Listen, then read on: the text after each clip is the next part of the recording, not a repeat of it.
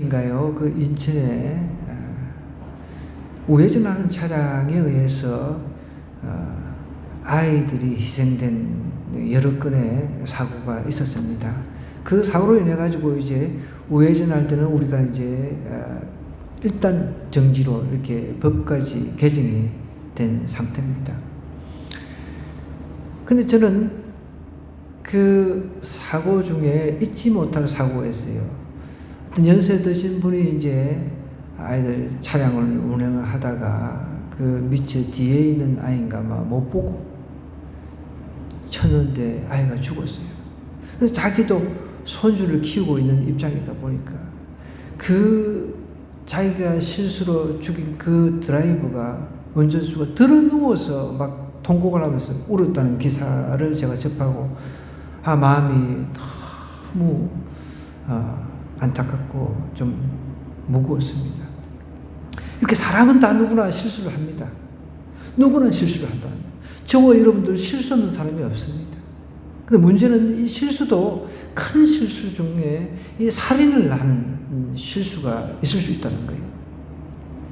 제가 아시는 그 집사님 한 분도 그분은 신호를 잘 지켰는데 이 할머니가 고령의 할머니가 무단 횡령을 하다가 치워서 죽어버렸습니다. 어쨌든 살인사건이 되어버린 거죠. 교통사고죠. 그래서 교인들이 다 탄원서 내고 해가지고 이제 마무리가 잘 된 사건이 있었거든요. 저도 마찬가지고 여러분들도 차량을 운행을 하고 물론 차량뿐만 아니라 어떻게 물건 하나를 아파트에 세워놨는데 그것이 넘어져가지고 지나가는 사람이 그게 맞아서 죽었다. 이런 일들이 흔히 있을 수가 있다는 것이죠. 구약시대 때도 이런 일들이 있었기 때문에 하나님께서 이런 일 중에서 특별히 살인이 고의적인가 아니면 비고의적인가 고의적이 아닌가를 하나님께서 이제 분별을 하게 하셨습니다. 그러면서 고의적 살인자는 예외가 없습니다. 죽어야 되는 거예요. 그런데 고의적이지 않은 의도적이지 않은 살인을 했을 때는 하나님께서 어떤 성들을 이렇게 특별히 도피성들을 군데군데 만들어 놓으셔가지고 그쪽으로 피하게 하셨다는 거예요. 그 피할 수 있는 그 도피성의 성이 보면은 거의 정삼각형 형태로 이렇게 세워졌대요. 그 말은 그 지역을 이제 꼭지점을 기준으로 해서 이제 북쪽, 그 다음에 북쪽, 동쪽, 서쪽 정삼각형이 되죠. 이렇게 그 북쪽의 도피성, 그 동쪽의 도피성, 서쪽의 도피성 이렇게 해서 사람들이 실수로 살인을 했을 때 급하게 그 도피성 안으로 피할 수 있도록. 왜냐하면 도피성 도피성으로 도피하는 가운데 이제 피해 보복자라는 말이 나옵니다. 오늘 본문에 보면 3절에 보니까 부지 중에 실수로 사람을 죽인 자를 그를 도망하게 하라. 이런 너희를 위해 피해 보복자. 원래 이 피해 보복자라는 것은 고엘 기어 물을 자 이런 뜻이 있습니다. 기어 물을 자. 그 아버지든 아내든 누군가 죽었어요. 그런데 그 재산을 이어받을 기어 물을 자가 복수를 할 수 있다는 거예요. 아이고 우리 엄마 아빠 우리 가족 중에 누군가를 죽였어. 내가 가만히 있지 않을 거야.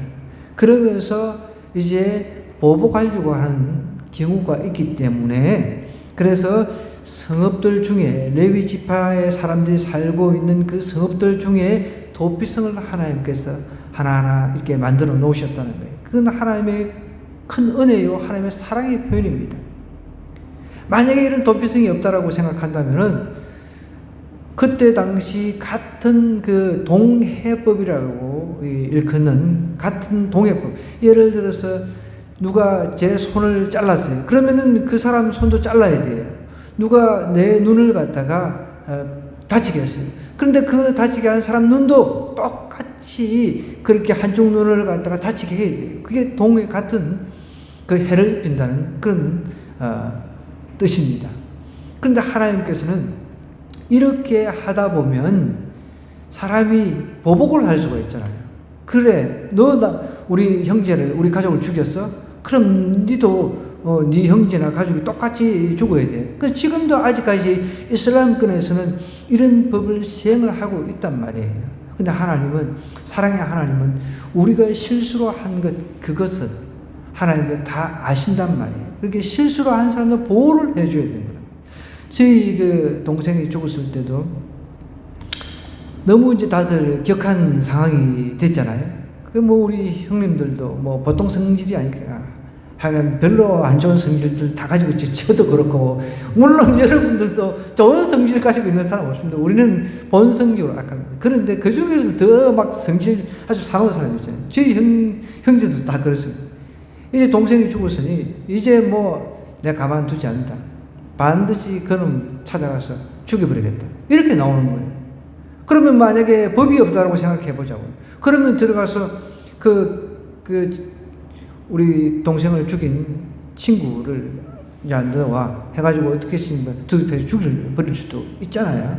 그러니까 법이라고 하는 것이 있어가지고 그래도 이제 재판을 받아서 고의성이 없다 뭐 이런 걸 판단을 해가지고 그러면 이제 그 동생을 죽인 그 친구는 3년을 받고 사실 이제 나왔어요. 근데 나중에 이제 3년이 너무 짧다 해가지고 막 형제들이 다 막 모여가지고 다시 항고해야 된다 막 그런데 저는 거기서 더 이상 안 했으면 좋겠다. 이미 죽은 사람 그렇게 한다고 해가지고 다시 살아나는 것도 아닌데 그냥 용서했으면 좋겠다고 저는 거기서 그런 이야기를 했습니다. 여러분, 사람은 누구나 이렇게 실수를 할 수 있다는 거예요. 그 당시에 이 도피성은 정비가 아주 잘 되어 있다고 그래요. 정비가 잘 되어 있으니까, 여러분, 정비가 잘 되어 있지 않으면 도피성에 가다가 지쳐가지고 뭐 쓰러지고 죽을 수도 있잖아요. 정비가 잘 되어 있으니까 빨리 피신할 수 있는 거죠. 그리고 이제 가는 길목마다 도피하라, 도피하라 이렇게 써져 있다고 그래요. 간판이 있어가지고, 여기가 도피성이구나, 저기가 도피성이구나, 이렇게 쉽게 피할 수 있도록 도피하라, 길도 잘 닦여 있고, 그런 상태였다고 합니다. 이 도피성은 하나님의 은혜의 장소를 묘사하고 있습니다. 여러분, 우리가 뭐 잘 아시다시피 예수님이 우리 도피성이나 마찬가지잖아요. 이 도피성은 예수님을 미리 표시해 주신다고 볼 수가 있는 것이죠. 도피성으로 도망가는 사람은 살아요. 우리가 예수께로 도망가는 사람은 구원을 받잖아요. 이 도피성, 너무 중요한 이 구약시대의 하나님의 사랑의 표현입니다.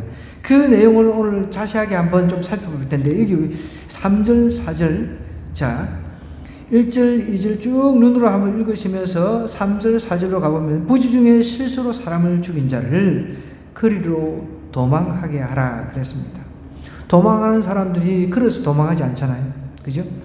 빨리 도망하게 하라는 거예요. 왜냐하면 피해 보복자가 있으니까 피해 보복자를 피할 곳이다 라고 이야기를 하고 있습니다.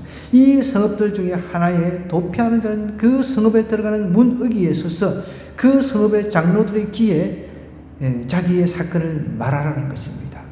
이제 그 성 앞에서 입구에서 내 사건을 이야기하라는 거예요. 내가 이렇게 부지 중에 의도하지 않았는데 사람이 죽었습니다. 이렇게 이야기를 하면 그 안에 이제 레위 지파 장로들이 모여서 이 사람에 대한 사실 여부, 이 사람이 저지른 살인 사건 사실 여부를 이제 따질 것 아닙니까? 그리고 정말 그렇구나 해서 그러면 이쪽으로 들어오시오. 그러면 이제 들어와서 그 대제사장이 그 안에서 살아 있는 동안 자기의 과실로 인해서 또 피해본 가족들의 상처, 가족들의 고통도 굉장하잖아요, 사실은. 말로 어떻게 다 할 수 없는 고통이 있습니다. 최근에 있었던 사건입니다. 여러분, 장애아가 아기를 집어 던져서 떨어뜨려 죽여버렸습니다. 그런데 판결은 어떻게 나왔냐면, 장애 아동 제대로 스스로 판단을 할 수 있는 그런 능력이 없다 해서 죄가 없다고 나와버렸어요. 그럼 가해자가 없어요. 피해자만 있는 거죠. 저 그 사실 그 사건들을 접하면서 너무 황당하잖아요. 그럼 누가 책임집니까? 사람은 죽었어요. 애기는 죽었어요. 유모차에 있는 애를 갖다가 끄집어서 집에 던져서 죽여버렸단 말이에요. 던져서.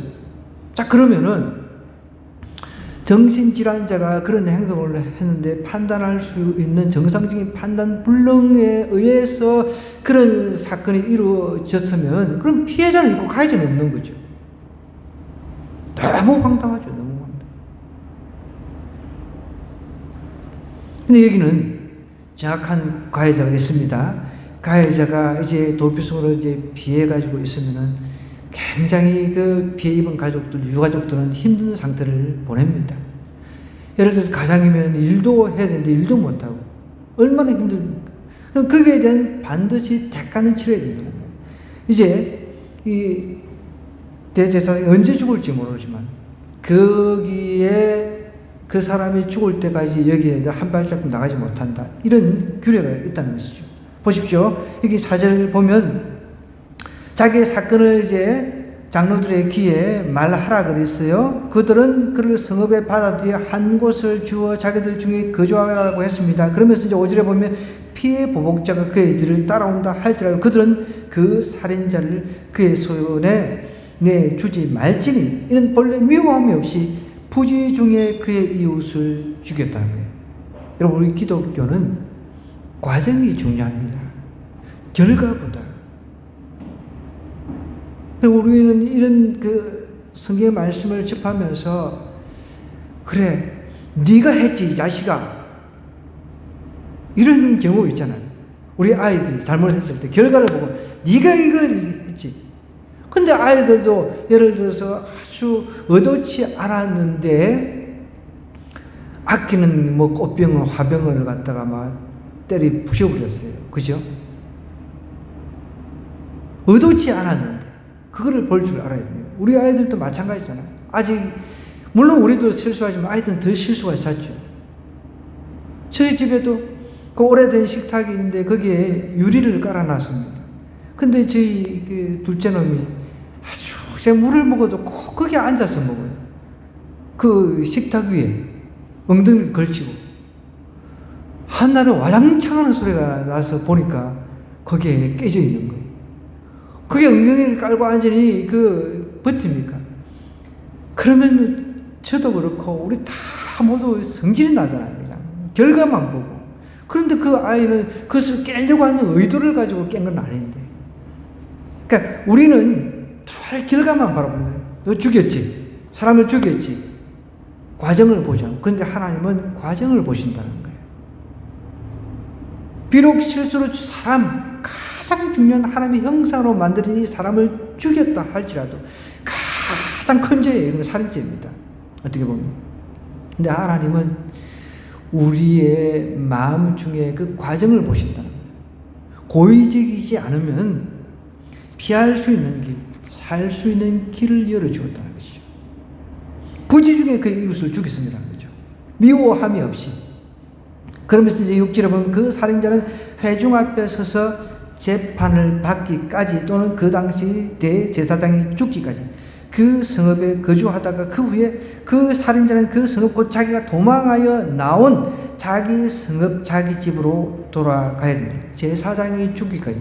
제사장이 오랫동안 살면은 집으로 돌아가지도 못하는 거죠.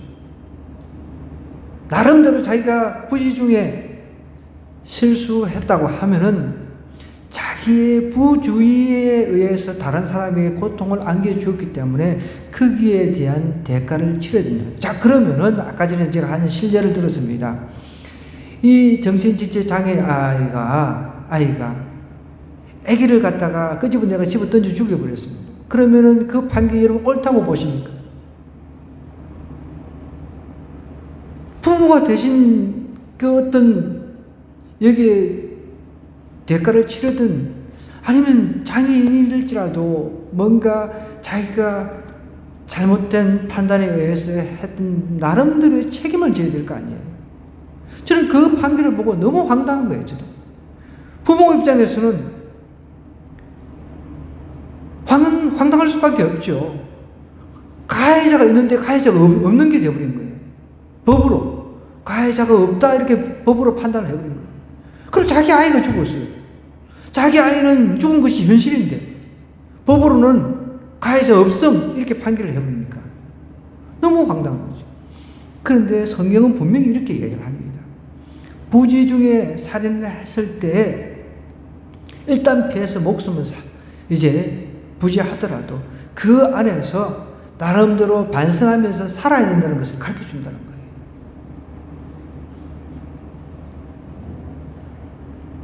살인자는 그 성읍, 자기가 도망하여 나온 자기 성읍으로 함부로 나가면 안 돼요. 대제사장이 이제 죽었을 때 그때 사면이 된다는 거예요. 아직은 여전히 죄인이라는 겁니다. 그 성읍 안에서 죄인으로서 자기가 왜 그런 실수를 했는가를 돌이켜보면서 그 과정을 한번 잘 돌이켜보라는 거예요. 이제 7절은 이렇게 이야기합니다. 이에 그들이 납달리의 산지 갈릴리 게데스와 에브라임 산지 세겜과 유다 산지 기럇 아르바 곧 헤브론과 그리고 동쪽 요단 저쪽 루벤 지파 중에서 평지 광야의 베셀 갓 지파 중에서 길랏 라못과 므라세 지파 중에서 바산 골란을 구별했다 그랬습니다.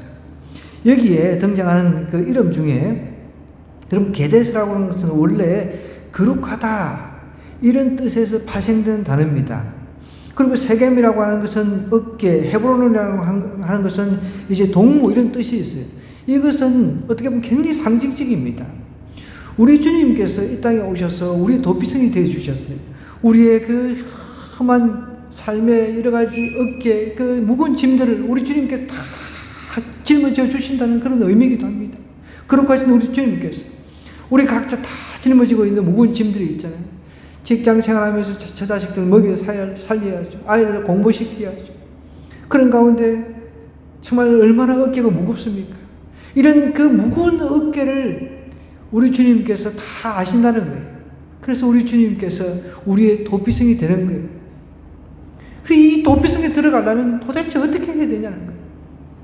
도피성에 들어갈 자는 여러분 철저하게 절박한 심정을 가진 자라야 된다는 거예요. 절박한 심정.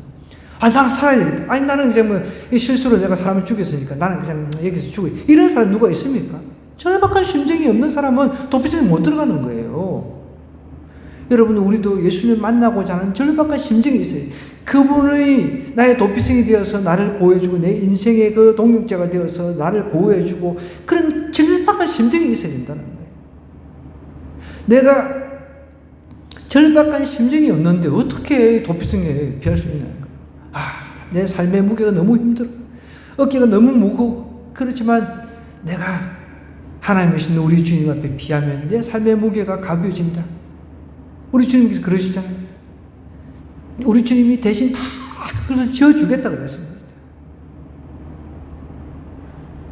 다 주님께로 오라 그랬습니다.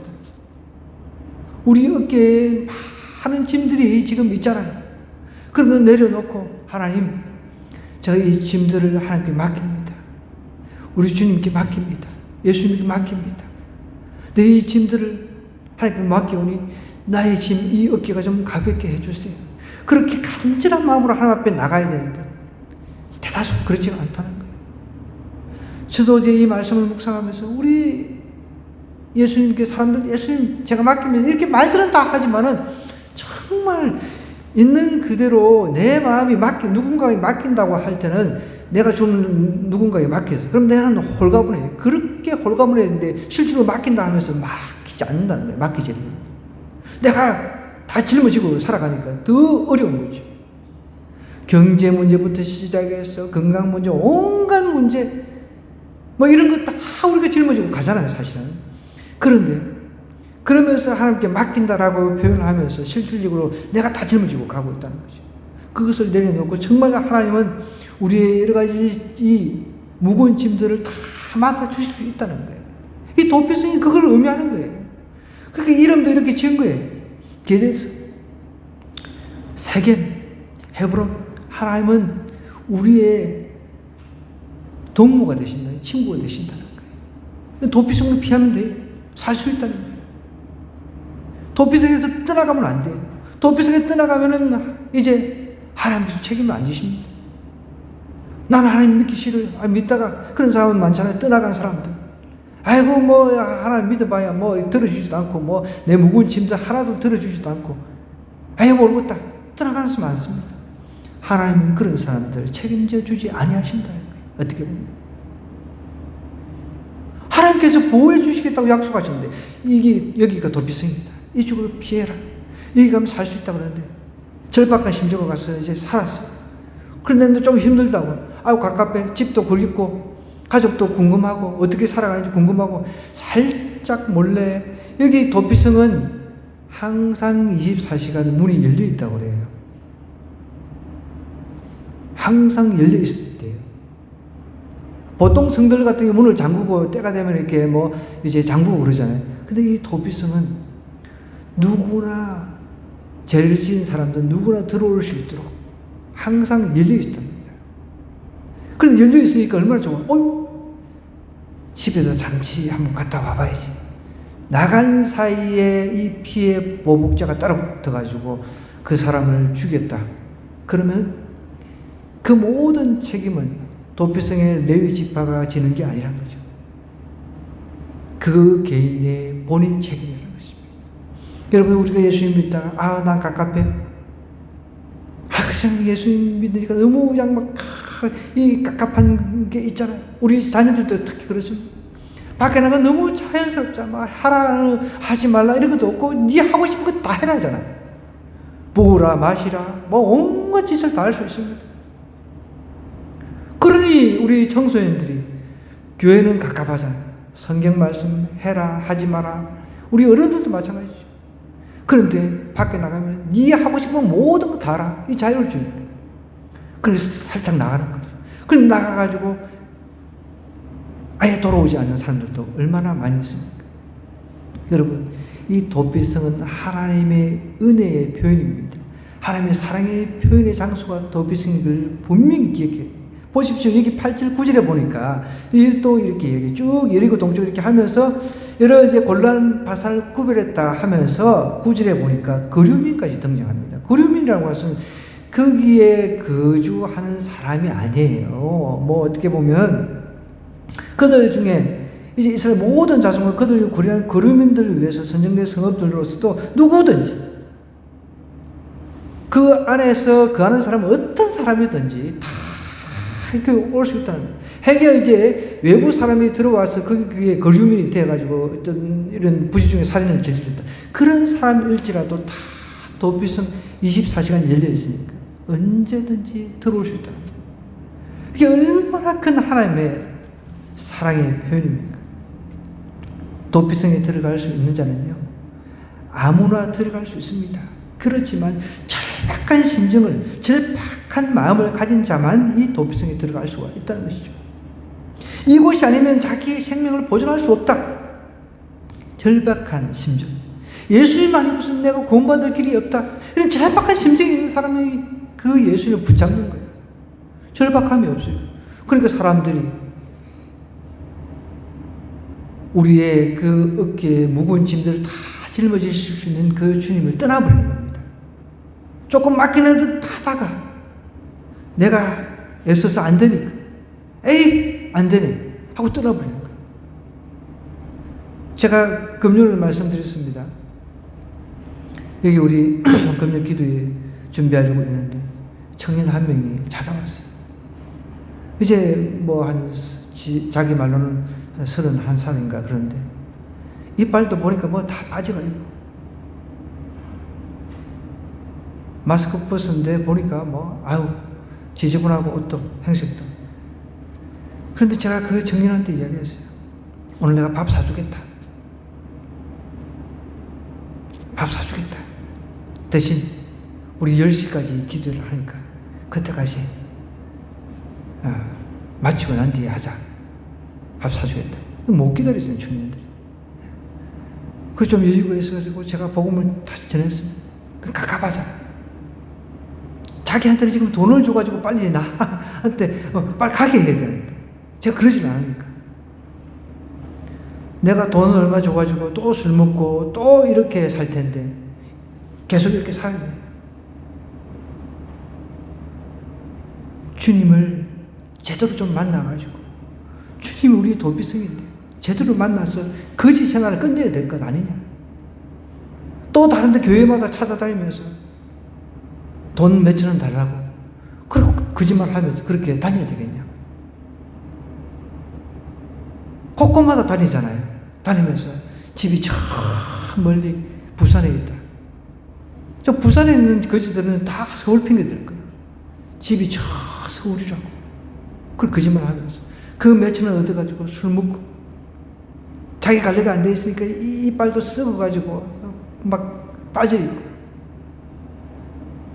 하나님을 정말 도피성 있는 하나님을 만나면 우리는 왕과 같은 제사장이 되고 하나님의 자녀가 되는데 우리는 그런 하나님을 모르고 조금 이렇게 기도해보고 안 되니까 그냥 냅다 도망가 버린 거예요.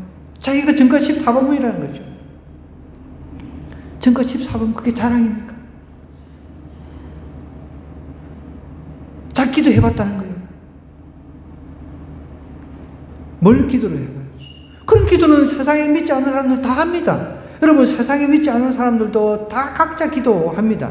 각자가 이렇게 됐으면 좋겠다. 내가 로또에 당첨됐으면 좋겠다. 그런 기도를 다 한다는 거예요.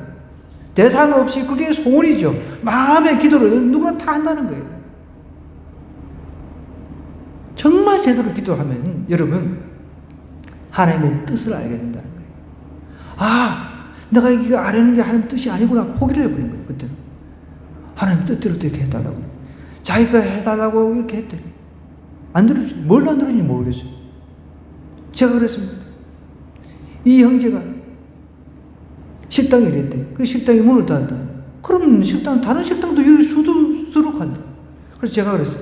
요 근방에 공장지대다. 공장 일할 때 너무 많다.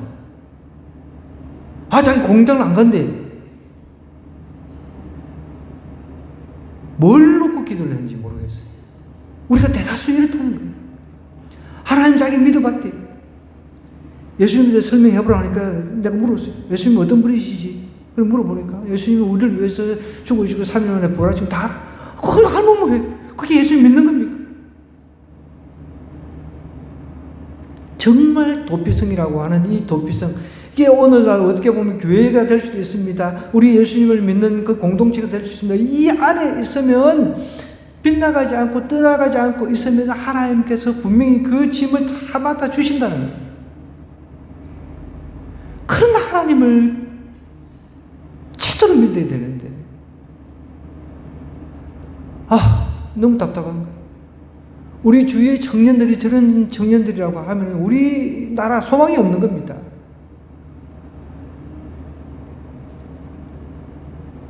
절박한 마음이 없는 거예요. 절박한 마음.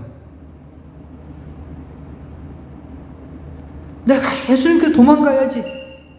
그분은 하나님이시니까 온 우주를 만드시고 나의 삶의 모든 문제를 분명히 해결해 주실 수 있어. 그분은 나의 도피성이야. 그걸 확실히 믿는다면 내가 그분한테 달려가가지고 주님, 절박한 심정으로 주님 앞에 왔습니다. 제 삶의 문제를 다 맡기니 제 삶의 문제, 내가 이제 주님하고 함께 동행하기를 원합니다. 주님이 나의 동무입니다. 주님이 나의 어깨십니다. 주님이 나의 그룹을 책임지시는 분입니다. 하나님 도와주세요. 내 이제 주님 믿고 의지하며 살겠습니다. 이렇게 나가야 되는 거죠. 그러면 생각해 보세요, 여러분.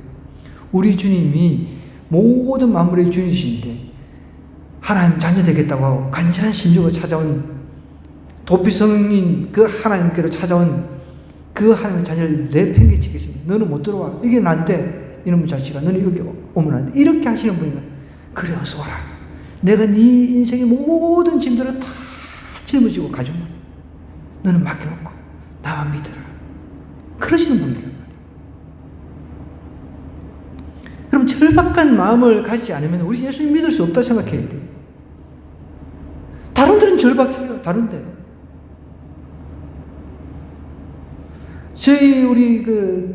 우리 부모들은 그런 거 다 경험을 했습니다. 저희도 아이들 키우다 보면 기도해도 막 진짜 막 하나님께서 안 들어주시고 어떨 때는 빨리 안 들어주고 막 그럴 때가 있잖아요. 애가 열이 펄펄 지고 막 40도까지 올라가는데 그럼 어떻게 할 수 없으니까 막 절박한 심령으로 하나님 앞에 기도합니다. 제가 할 수 있는 거예요. 그래도 제가 한 가지 깨달은 게 있어요. 정말 자기 배속을 통해서 이제 아이를 난 엄마들은 틀리더라고. 나는 기도만 하고 앉아있는데 막 애를 뒤집어가지고 거기 똥구멍에다가 그 자약을 막 집어넣고 할 건 다 하더라고. 절박한 심정으로 그렇게 하니까 또 희한하게 저는 단쪽에서 할 수 있는 게 뭐 아무것도 모르고 할 줄 모르니까 기도하고 그러니까 하나님께서 열을 또 내리게 해주시더라고요. 여러분 우리에게 좀 절박한 심정이 좀 있어야 돼요. 예수 믿는데 절박한 심정이 없어요. 다른 거 할 때는 절박한 심정이 있는데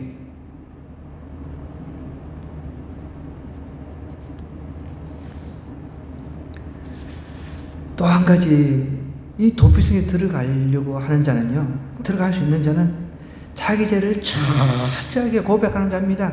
이게 사절로 한번 다시 돌아가 볼게요. 성읍들 중에 하나에 도피하는 자는 그 성읍에 들어가는 문 여기 입구에 서가지고요, 그 성읍의 장로들의 귀에 자기의 사건을 말하라는 거예요. 자기의 사건. 죄를 안 지은 사람이 도피성에 갈 이유가 없잖아요. 절박한 심정을 가지고 도망가서 살아야 되겠다는 사람도 있지만 일단 입구에 도착해서는 내가 이러이러한 죄를 졌다는 거죠. 철저하게 자기 고백을 하라는 거죠. 오늘 우리가 하나님을 구구절절히 이제 간절한 심정을 가지고 하나님을 찾고 만나지 못하는 이유 중에 하나가 그냥 형식적으로 하나님 이렇게 뭐 해서 뭐 저는 죄인이 다 아까 전에 우리 그 형제한테 제가 물어봤을 때 자기가 우리 다 죄인입니다. 다 이게 어떻게 자기 죄를 고백하는 사람의 모습인가요?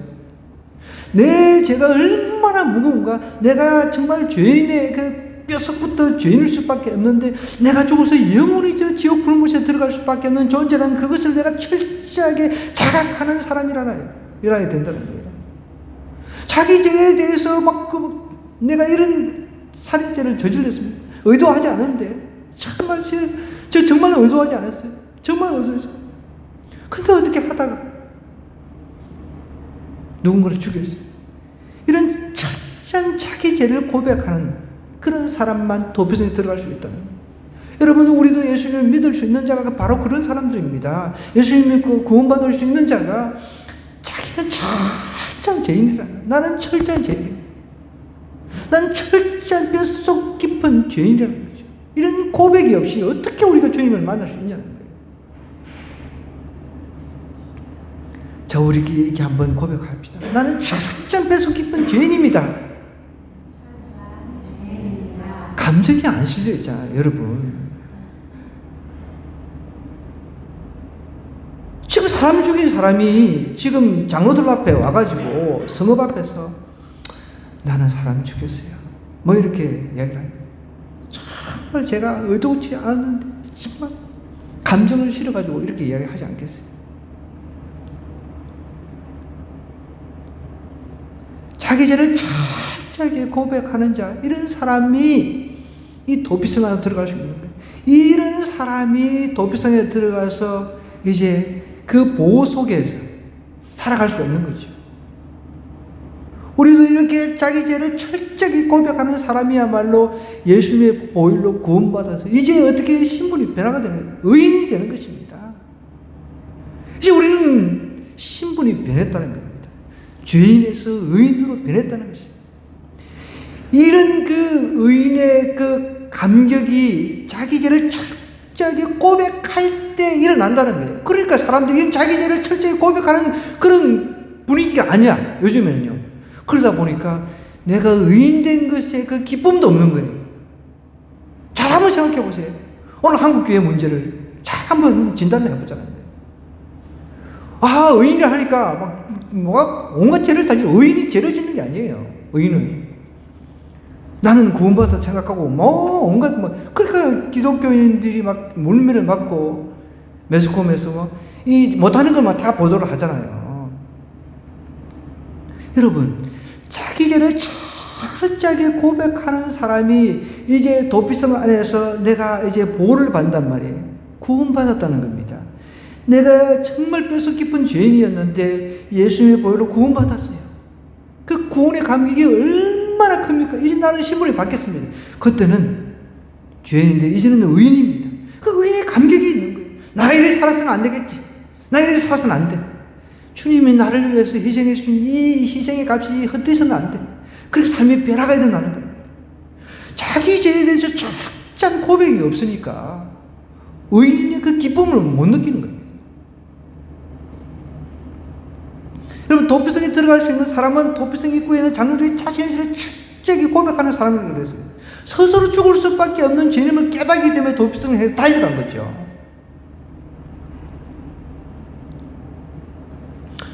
달려간다고 해서 다가 아니잖아요. 자기의 그 잘못한 것을 고백하지 않으면 생명을 보장받을 수가 없습니다. 그래서 이제 장로들로부터 고의적인 살인인지 그냥 무지 중에 살인한 것인지 판명이 되면 그래도 대제사장이 살아있을 때까지는 자기 생명이 보존이 되잖아요. 이 대제사장이 죽고 나면 그 사면에 대해서 이제 밖으로 나갈 수 있습니다.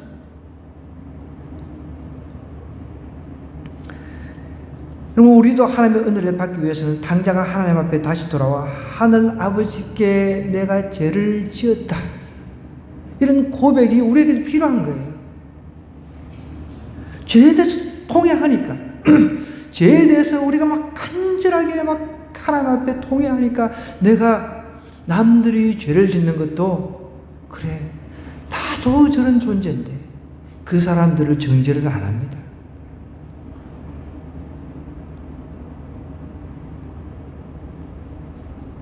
그래 정말 저 사람들도 나도 뼛속까지 죄인이었지. 그래 나는 하나님의 은혜로 도피성에 들어와서 이렇게 은혜를 누리고 있지. 참 안타깝다. 안타까운 심정을 바라보고 우리도 막 같이 돌팔매 던지잖아요. 지금 최근에 일어난 이런 신당동 살인사건 얼마나 지금 또 분노를 일으키게 합니까? 그죠? 정말 분노를 일으키게 하는 사건이죠.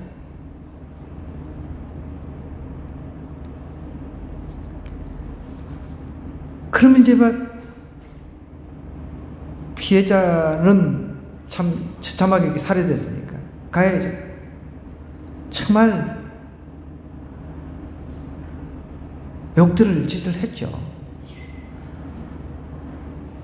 그런데 문제는 우리도 그런 가해자가 될 수 있는 가능성이 있다는 것입니다.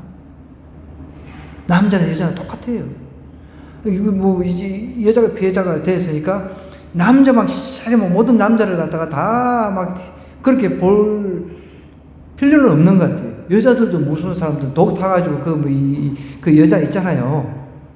자기 남편 그 영군이었던 남편 죽이고 그 똑같다는 거예요.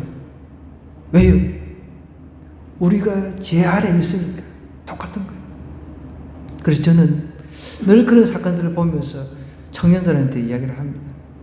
원수를 맺지 말아요. 청년뿐만 아니라 원수를 지면 안 되는 거예요.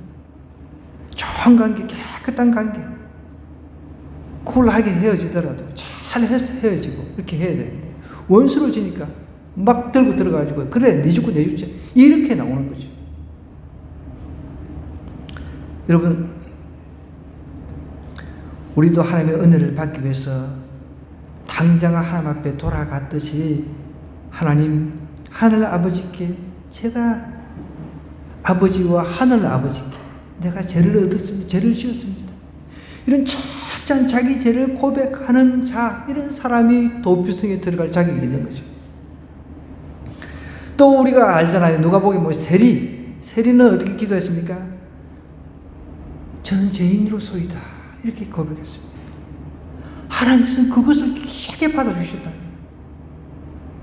그래서 우리가 이제 신학적으로 죄인인 동시에 의인의 표현을 씁니다.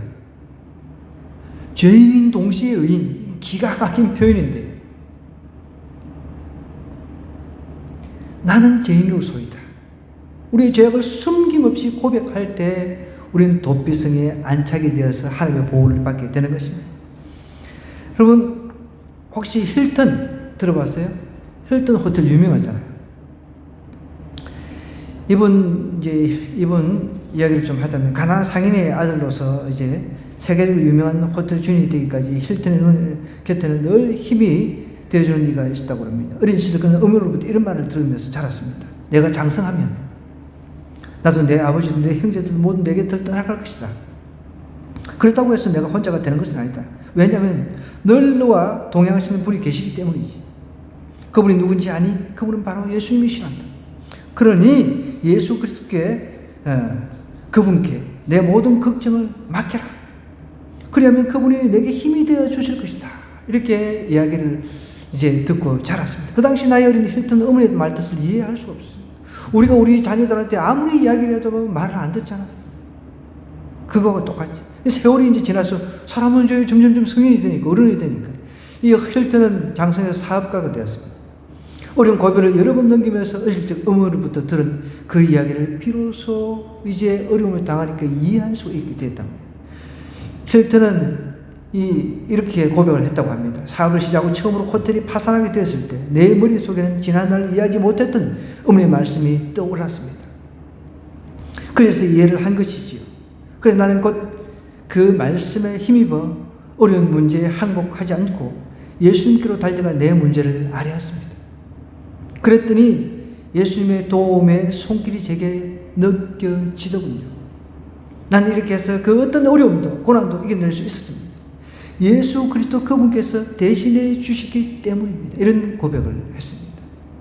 여러분, 예수님이 나의 피난처요 도피성이 된다는 건 내가 알고 있습니까? 알고 있으면서 내가 간절하게 하나님 앞에 아주 구구절절히 간절한 마음으로 찾아가지 않잖아요. 또 어떤 제 문제 가지고 철저하게 하나님, 나는 뼛속 깊은 죄인에 불과합니다. 이 나의 죄성 때문에 늘 실수하고 넘어집니다. 하나님 어쩌면 좋아요. 그것을 부여잡고 하나님 앞에 나갈 때 하나님께 그래 따라하더라. 내가 더 모든 거 다 짐을 졌다. 내가 다 맡아주마. 내가 해결해 주마. 그 우리 삶의 문제가 하나하나 해결되는 것입니다. 이런 피난처 대신 주님이 우리의 동무가 친구가 되어주신다. 얼마나 든든합니까? 이 한 주간 우리의 동무 대신 피난처가 되신 주님과 더불어 정말 모든 것을 맡기는 저와 여러분 되기를 주님 이름으로 간절하게 기원합니다.